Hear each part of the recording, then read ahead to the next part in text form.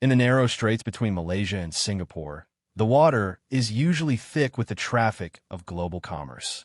Oil tankers, container ships, and fishing vessels jostle for space in one of the world's busiest maritime arteries. But if you steer a boat just a few degrees off the main channel toward the coastline of Johor Bahru, the noise of industry fades. It is replaced by a silence that is profound, unnatural, and terrifying. Rising out of the ocean like a synthetic Atlantis are 4 artificial islands. They were not there 2 decades ago. They were dredged from the seabed. Millions of tons of sand piled up to defy the tides.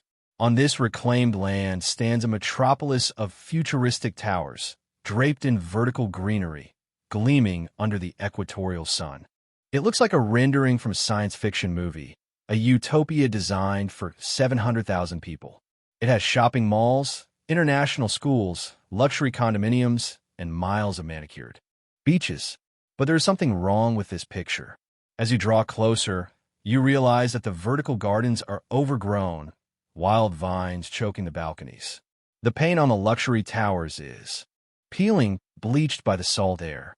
The shopping mall, vast enough to service a capital city, echoes with the footsteps of security guards who have nothing to secure. And when night falls, the skyline does not light up. It remains a monolith of darkness, punctuated only by a handful of lonely lights from the few souls who are trapped there. This is Forest City. It was pitched as a $100 billion dream, the Shenzhen of the future, a tax-free haven that would bridge the gap between the rising power of China and the established wealth of Singapore. It was supposed to be the crowning achievement of the world's largest property developer. Instead, it has become the world's largest monument to financial hubris. Current estimates suggest that less than 1% of the projected population lives here. It is a ghost city on a scale that creates its own weather systems of despair. But the tragedy of Forest City is not just about empty buildings or rotting concrete.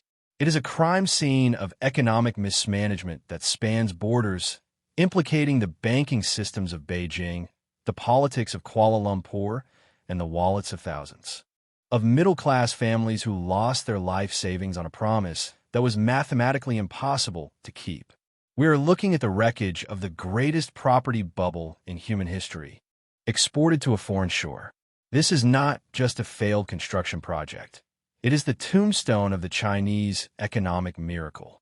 Today on Built on Money, we are stepping onto the artificial islands to conduct an autopsy on a $100 billion lie.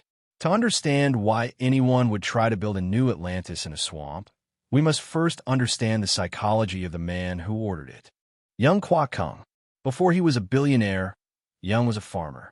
He grew up in the poverty of rural Guangdong province, working the fields without shoes until he was 18 years old. His rise is the quintessential story of modern China.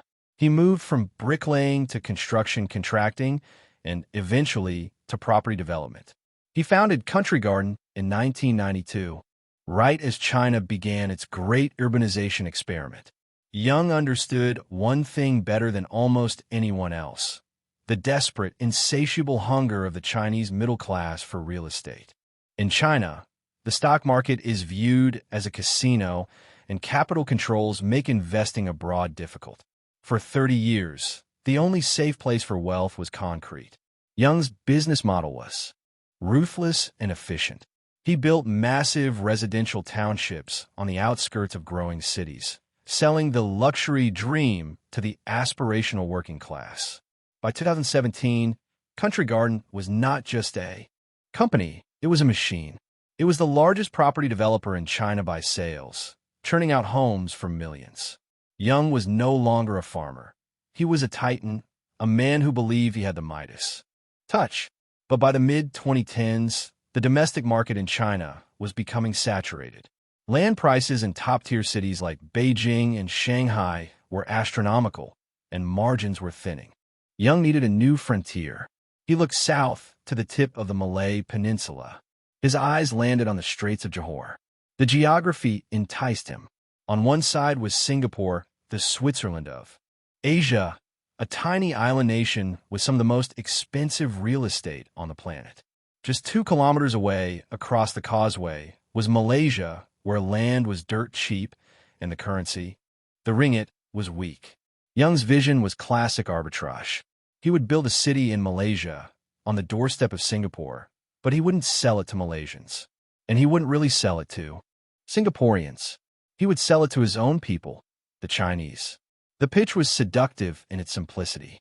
Singapore is too expensive, the marketing brochure screamed. Come to Forest City. You can live a luxury lifestyle for 1/4 of the price. Look out your window at the Singapore skyline and enjoy a tropical paradise. It's an investment. It's a second home. It's an escape. Hatch. This is where the ego enters the equation. A rational developer might have bought land on the mainland and built a nice resort. But young Kwok Kung didn't want to just build condos. He wanted to play God. He wanted to alter the map. Inspired by the Palm Jumeirah in Dubai, he decided that the existing coastline wasn't good enough. He would reclaim 4 massive islands from the sea, totaling nearly 30 square kilometers.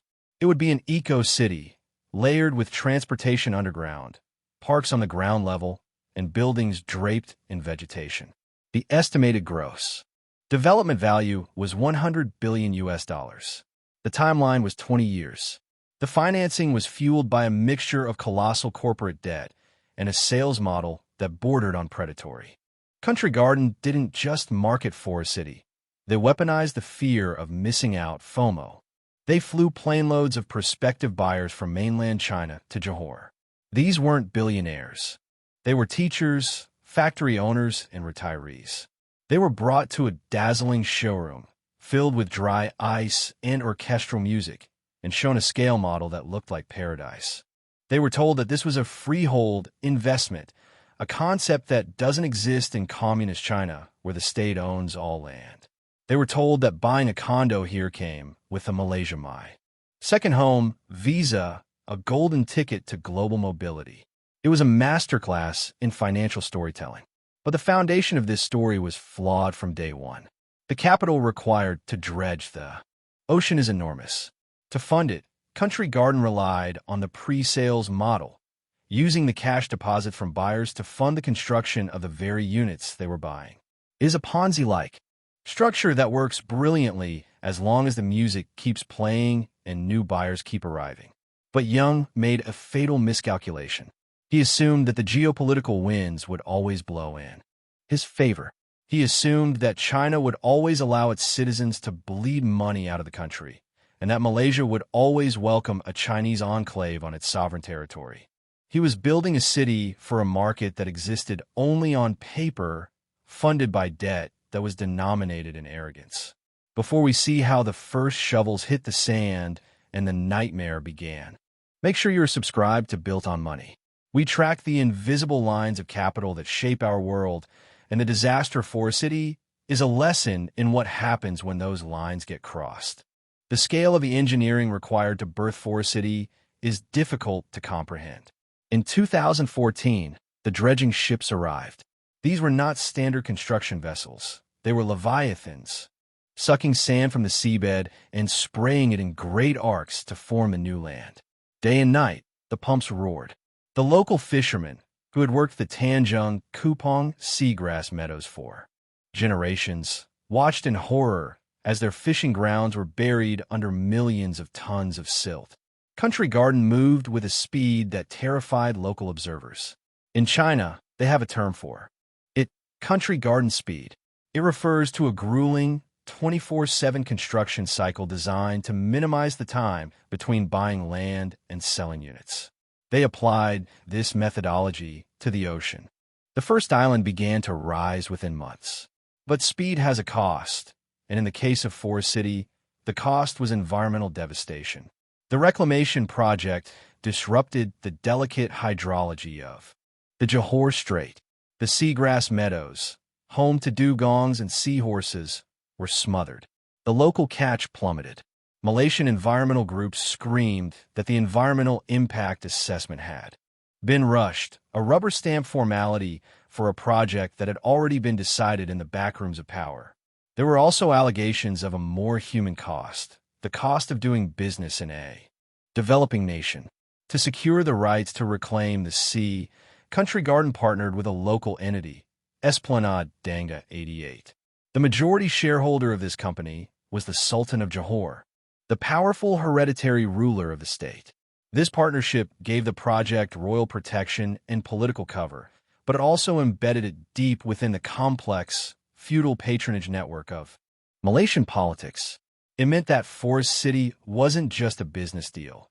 It was a political football from the moment the first grain of sand touched the water. Then came the buildings. They rose like concrete weeds. Country Garden utilized an industrialized building system, IBS, essentially prefabricating parts of the towers in a massive factory nearby and assembling them on site. Like Lego bricks. This allowed them to erect skyscrapers in record time. But quality control became an immediate concern. The marketing materials promised vertical forests.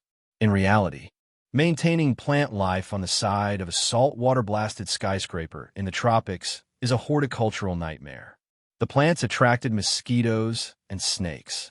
The humidity, trapped by the vegetation, began to attack the concrete. Without constant, expensive maintenance, the eco-paradise quickly began to look like a ruin reclaimed by the jungle. The financial burn rate during this construction phase was catastrophic. We're talking about billions of dollars in sunk costs before a single resident moved in. Roads, bridges, sewage treatment plants, power grids. Country Garden had to build an entire civilization from scratch, and they were doing it on credit. Country Garden was highly leveraged. In the property development world, leverage is just a polite word for gambling with other people's money. They borrowed from Chinese state banks, issued dollar-denominated bonds to Wall Street investors, and raided their own cash reserves. They were betting that the sales velocity would outpace the interest payments. And for a brief moment, it seemed to work. In 2016, Forest City was the single best-selling project in Country Garden's portfolio. Chinese buyers were throwing down credit cards, buying apartments off the plan, sight unseen. They were buying the dream of a second Singapore. The sales offices in Shanghai and Beijing were chaotic scenes of frenzy. But buying a condo in Malaysia is not like buying a toaster. It involves cross-border capital flows. And in 2017, the single most important variable in Young Kwok Kung's equation changed.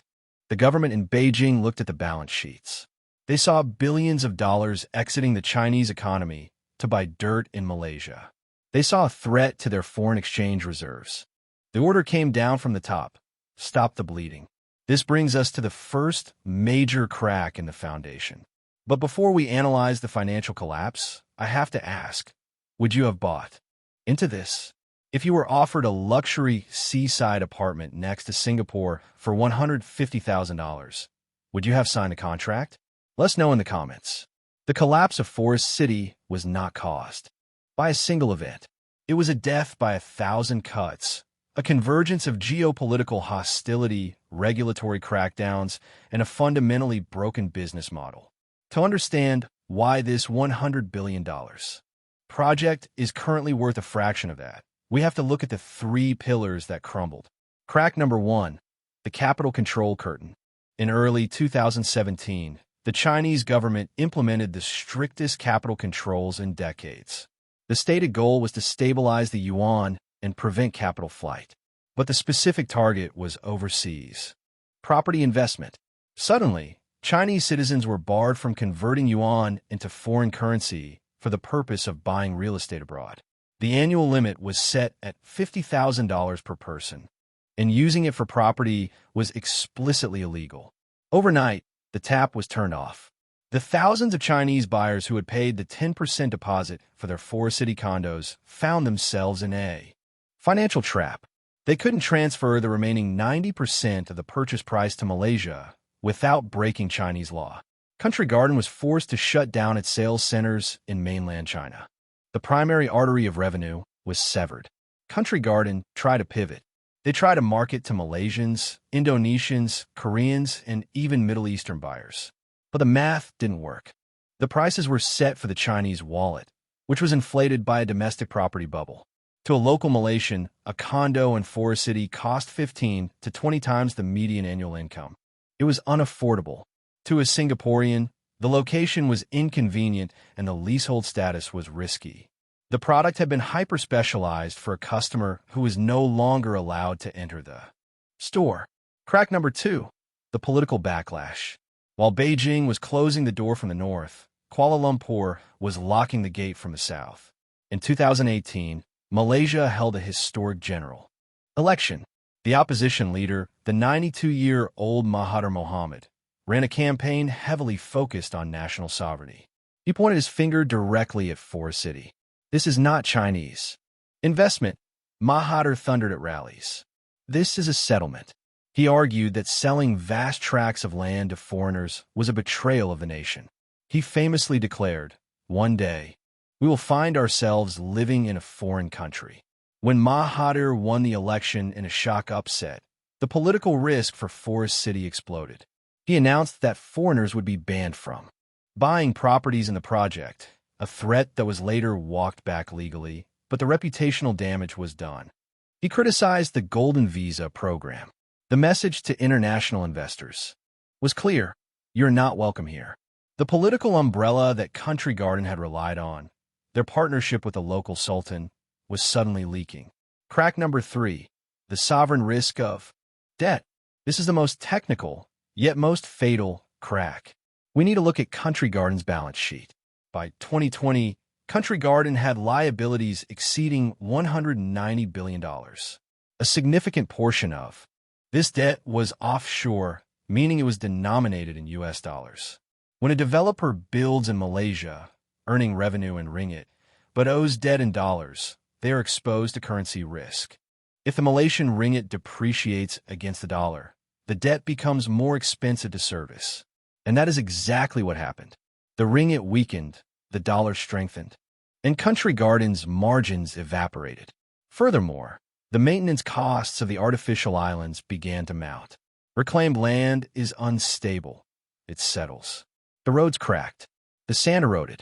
Keeping the vertical forest alive required expensive irrigation and landscaping crews.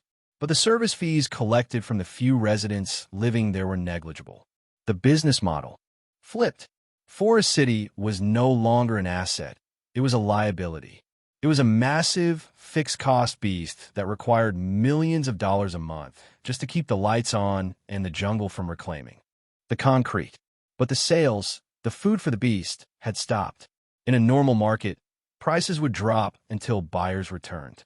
But Country Garden couldn't drop prices significantly without infuriating the early investors who had paid a premium. If they slashed prices by 50% to attract locals, the Chinese owners would revolt or default on their payments. They were trapped in a pricing deadlock. By 2022, the cracks were no longer just financial. They were visible. Reports began to surface of ghost infrastructure. The duty-free shops were empty.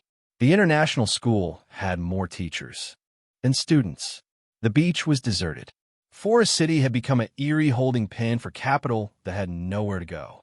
And then, the contagion from mainland China finally arrived. The collapse of Evergrande, another Chinese property giant, sent shockwaves through the sector. Banks stopped lending to Chinese developers. The credit crunch was the final nail in the coffin. Country Garden, once thought to be too big to fail, began to wobble. If you're enjoying this breakdown of the economics of failure, please hit the like button. It helps us navigate the algorithm and bring you more investigations like this. To fully grasp the magnitude of this disaster, we must zoom out from the balance sheets of billionaires and look into the bank accounts of the ordinary people who funded this illusion. In financial slang, they're called bag holders. In the case of Forest City, the bags are heavy and they are filled with worthless deeds to apartments in the sky. Let's reconstruct the anatomy of the trap. Meet Mr. Zhang, a composite of thousands of investors interviewed by financial journalists. Mr. Zhang is a middle-class factory owner from Hubei province. In 2016, he joined a free tour group organized by Country Garden. The pitch was intoxicating. He was told that property prices in Forest City were rising by 10 to 20% annually. He was told that the high-speed rail connecting Singapore to Kuala Lumpur would have a station right at his doorstep, turning his commute to Singapore's financial district into a breezy 15-minute ride. He bought a two-bedroom unit for 1 million yuan, approximate $140,000. To him, it was a steal. A similar apartment in Beijing would cost 10 times that. He paid the deposit and committed to a monthly installment plan. He didn't just buy a house. He bought an exit strategy for his capital and a future for his children. Fast forward to today. The high-speed rail project has been canceled and revived so many times. It is essentially a political phantom. The commute to Singapore is not 15 minutes. It is a grueling journey involving customs checkpoints and traffic jams on the Tuas second link that can take hours. But the financial dagger is the valuation. Today, if Mr. Zhang tries to sell his unit, he faces a market that has effectively evaporated. On the secondary market, units in Forest City are being listed for 40% to 50% less than their purchase price. And even at that steep discount, there are no buyers. Why? Because the market is flooded. There are thousands of empty units. A Chinese buyer cannot buy because of capital controls. A Malaysian buyer won't buy because they can get a landed house on the mainland for half the price. A Singaporean buyer won't buy because of the uncertainty. Mr. Zhang is trapped in a negative equity prison. He owes more on the apartment than it is worth. If he stops paying, he loses his deposit and faces legal action. If he keeps paying, he is pouring money into a black hole. And then there is the rental yield, the holy grail of property investment. Investors were promised yields of 5 to 7%. The reality? You can rent a fully furnished, luxury two-bedroom ocean view apartment in Forest City today for as little as 1,500 ringgit per month. That is approximately $320. Do the math. A $320 monthly income on a $150,000 asset is a gross yield of roughly 2.5%. After you deduct the monthly maintenance fees, which are high, to keep the artificial island from falling apart, and the sinking fund contributions, the net yield is effectively zero or negative. The investment is not an asset. It is a liability that eats cash every month. If the financial numbers are depressing, the physical reality on the ground is dystopian. When you visit Forest City today, the first thing that hits you is the silence. It is not the peaceful silence of a library. It is the heavy, uncomfortable silence of a place that was built for crowds that never arrived. The centerpiece of the development is the sales gallery. It is a massive dome designed to impress. Inside, there is a scale model of the completed 4 islands that is so large it would fill a basketball court. It lights up. It has moving trains. It represents the $100 billion dream. But look closely at the edges of the room. The carpet is stained. The air conditioning struggles against the tropical heat. The staff, once an army of sharp-suited salespeople, has been reduced to a skeleton crew playing games on their phones, waiting for buses of tourists that rarely come. Walk out of the gallery and into the commercial street. This was supposed to be the rodeo drive of Southeast Asia. Today, it is a gallery of failure. Most of the shop lots are boarded up, covered in for rent signs that have faded in the sun. The shops that are open are bizarrely out of place. There are duty-free liquor stores stacked high with cheap beer and whiskey, catering not to international jet-setters, but to local Malaysians who drive across the bridge to buy tax-free booze to drink in the parking lot. There are Swiftlet bird nest shops catering to a phantom Chinese clientele. There is a massive luxury hotel, the Phoenix Hotel. It is grand, vast, and empty. Walk through the corridors, and you might not see another guest. The swimming pool is vast, but often devoid of swimmers. It feels less like a resort and more like the set of The Shining. But the most disturbing aspect of the collapse is the physical decay of the vertical forest concept. The architects designed the buildings to be covered in greenery. It looks beautiful in a rendering. In reality, nature is brutal. Without constant pruning, the vines grow wild. They block the light. They harbor insects. Swarms of mosquitoes breed in the stagnant water caught in the planters. There have been reports of snakes climbing the vegetation into apartments. Worse, the roots of the plants can damage the facade. Cracks have appeared in the walls of some towers. The paint, battered by the salty sea wind and the relentless equatorial sun, is peeling in great sheets. The complex is less than a decade old, but it looks like it has been weathering the elements for 30 years. This is entropy, the inevitable decline of order into chaos. And fighting. Entropy costs money, money that Country Garden no longer has. To understand why the maintenance has slipped, we must look at the mothership. For years, Country Garden was the safe Chinese developer. When Evergrande collapsed in 2021, everyone said, at least Country Garden is stable. That illusion shattered in 2023. In August 2023, Country Garden missed 2 coupon payments on its U.S. dollar bonds.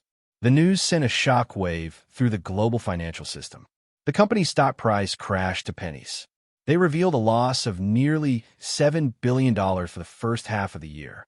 The significance of this cannot be overstated. Country Garden has 4 times as many projects as Evergrande. It is deeply embedded in the urbanization of China's Tier 3 and Tier 4 cities. Its default signaled that the entire Chinese property model, growth fueled by debt and pre-sales, was dead. For Forest City, this was the death knell. A developer in default mode enters a state of zombie stewardship. Their only goal is to preserve cash to pay off angry creditors. They stop investing in non-essential maintenance. They stop marketing. They stop building new phases. They essentially put the project on life support. The original plan for Forest City called for 4 islands. Today, only half of one island is fully reclaimed and developed. The other 3 islands exist only as outlines on a map or half-dredged sandbars sticking out of the water. The 20-year timeline has become a fiction. It is highly probable that the rest of the project will never be built. We are looking at an unfinished obelisk of the modern age, a partially built ruin that will stand as a testament to the era of cheap credit. There is another ticking time bomb that few people discuss: the legal status of the land. Forest City is built on reclaimed land. In legal terms, this is stratified property, but the land didn't exist 10 years ago. The legal framework for owning an apartment on a man-made island in Malaysia is complex. The investors were promised freehold status. In theory, this means they own it forever. But in practice, the land is effectively under the control of the master developer. If the master developer goes bankrupt, what happens to the maintenance of the island itself? Unlike a building on the mainland, an artificial island requires constant geotechnical maintenance. The sand settles. The seawalls need reinforcement against rising tides and storms. If the electricity grid, the sewage system, and the roads are all privately owned by a bankrupt developer, who fixes them when they break? The Malaysian government? Unlikely. They didn't build it, and they certainly don't want to pay billions to maintain a ghost town for foreign investors. The homeowners? They are scattered across China, unable to organize or transfer funds. This creates a scenario of systemic abandonment. We could see a situation where the infrastructure degrades to the point where the island becomes uninhabitable, turning the investments from distressed assets into total write-offs. While the investors lost their savings, another group lost their dignity. The construction of Forest City was powered by an army of migrant laborers from Bangladesh, Nepal, and Indonesia. Investigative reports have revealed that many of these workers paid exorbitant recruitment fees to get these jobs. They took out loans in their home villages, believing they would earn high wages in Malaysia. Instead, when the credit crunch hit, wages were delayed. Workers were housed in cramped, squalid shipping container dormitories hidden away from the view of the luxury condos. When the pandemic hit in 2020 and the border closed, thousands were stranded. They were trapped in a city they built but were forbidden to enter, earning money that stopped arriving, unable to afford a flight home. Their sweat is mixed into the concrete of Forest City. They are the invisible victims of this financial collapse, the human collateral damage of a billionaire's ego trip. Walk around Forest City at night, and you experience a phenomenon that urban planners call the SimCity effect. It feels like a simulation that has been paused. The streetlights are on. The traffic lights change from red to green. The perfectly manicured bushes are trimmed. But there are no cars. There are no people crossing the street. It is a fully functioning operating system with no users. This creates a bizarre security situation. The security guards in Forest City are everywhere. They ride around on electric scooters, wearing crisp uniforms. Their job is ostensibly to protect the residents. But with so few residents, their job has morphed into protecting the image of the city. They're there to stop photographers from taking pictures of the cracks. They're there to stop squatters from moving into the empty villas. They're the curators of a museum of failure. In one surreal instance, a journalist reported seeing a security guard strictly enforcing a no-fishing sign on a deserted stretch of artificial beach, shouting at an invisible crowd. The protocols are still running, even if the purpose has vanished.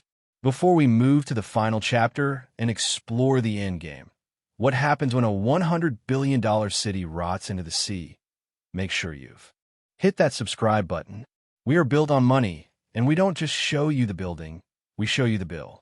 To view Forest City merely as a failed real estate project is to miss the forest for the trees. This was never just about apartments.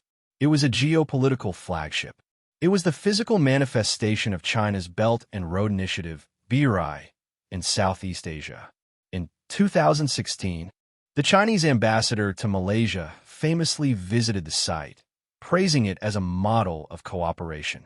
It was meant to be the southern anchor of China's influence, a shining example of how Chinese capital could transform developing nations.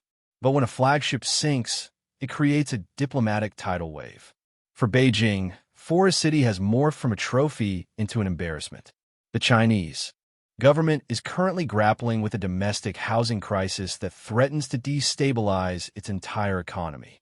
The last thing they want is a visible, rotting reminder of excess capital flight. Sitting on the doorstep of Singapore, the optics are terrible. It looks less like soft power and more like soft colonialism gone wrong.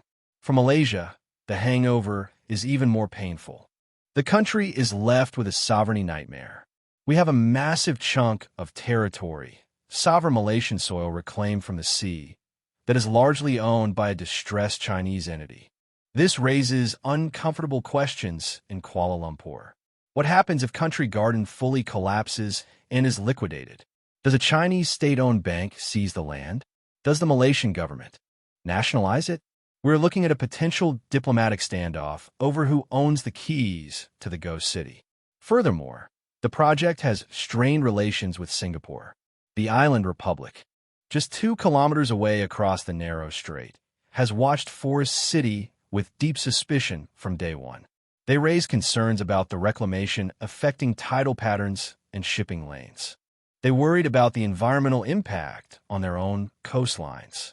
Now, Singapore looks across the water and sees a zone of instability.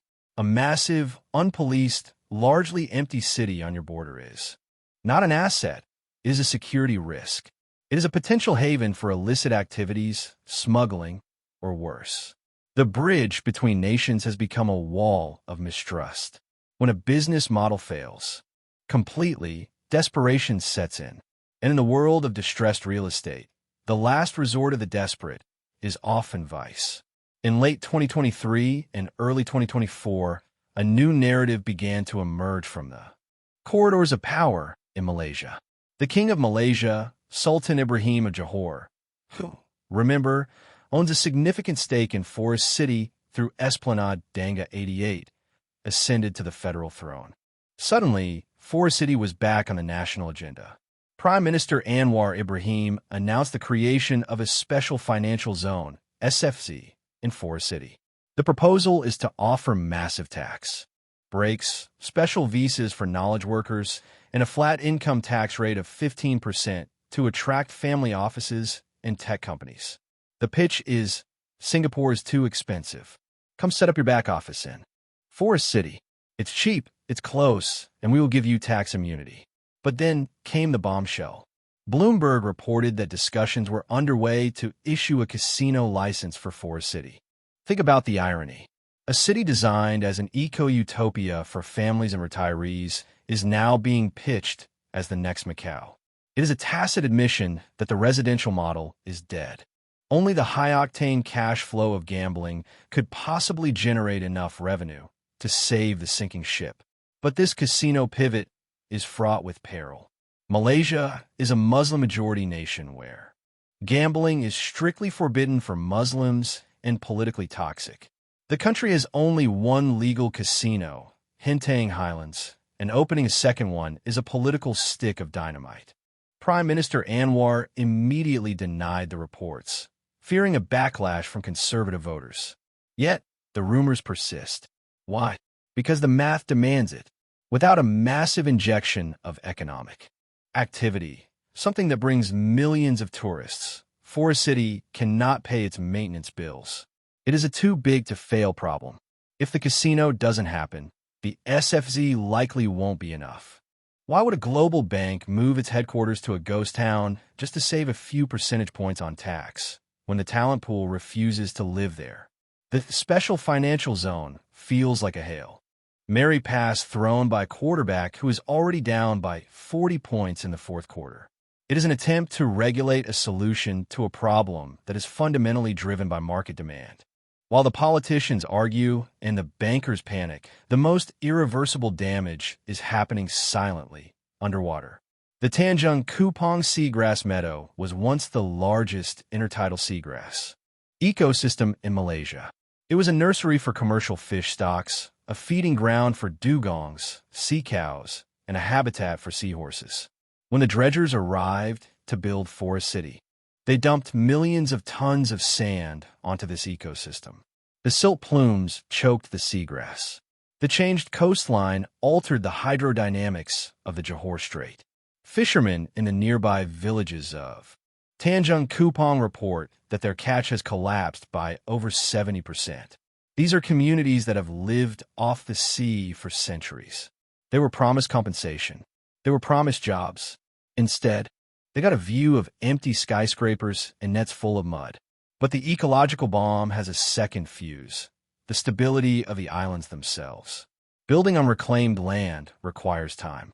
The sand needs to settle for years before you build heavy structures on top of it. This process is called consolidation.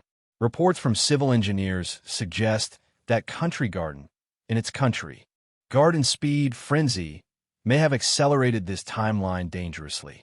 There are unverified but persistent reports of sinking, of cracks in the roads that reappear as soon as they are patched, of the ground literally shifting beneath the luxury towers. We have seen this movie before.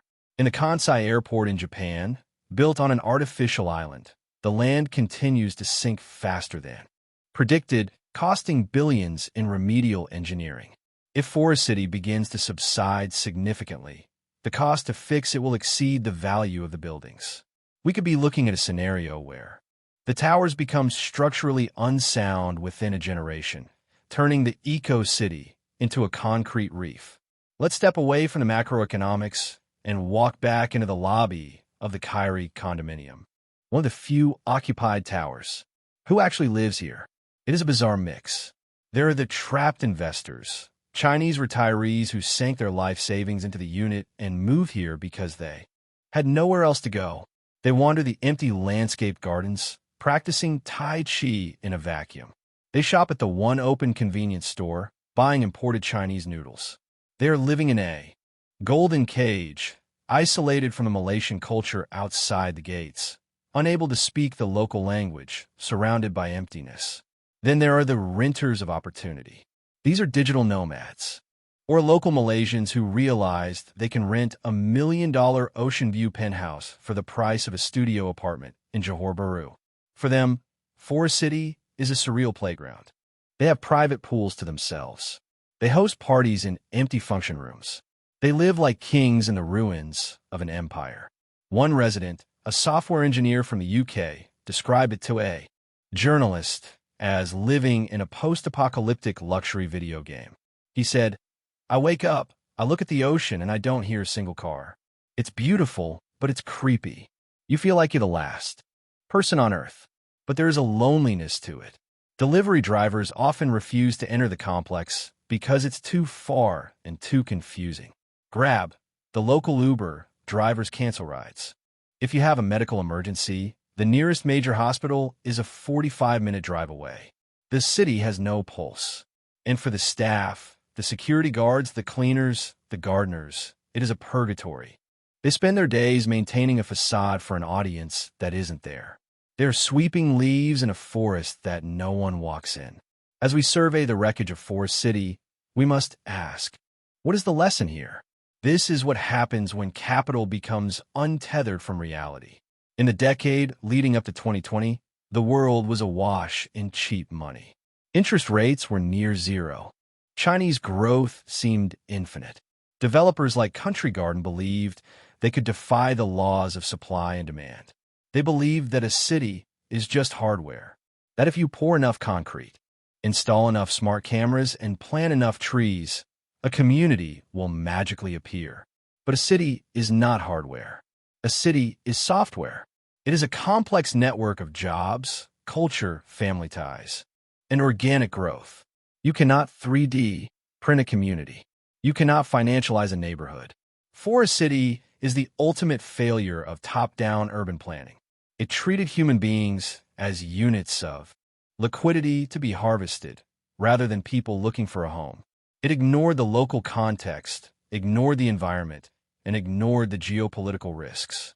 It is a monument to the financialization of everything. Housing was no longer for living. It was a speculative asset class. The land was no longer an ecosystem. It was a balance sheet item. Now, the tide is going out, and we are seeing the naked truth. In the year 2050, what will Forest City look like? Will the special financial zone save it? Will the casinos bring the roar of crowds? Or will the jungle finish what it has started? The most likely scenario is a slow, grinding decay. The towers that are currently empty will likely never be filled. The concrete will spall. The rebar will rust. The vertical forest will become a true forest, consuming the balconies and breaking the windows. It will stand as a warning to future generations. A warning about the dangers of unchecked speculation. A warning about the hubris of believing we can conquer nature with debt. The fishermen of Tanjung Kupang will still be there, casting their nets in the shadow of the rotting giants.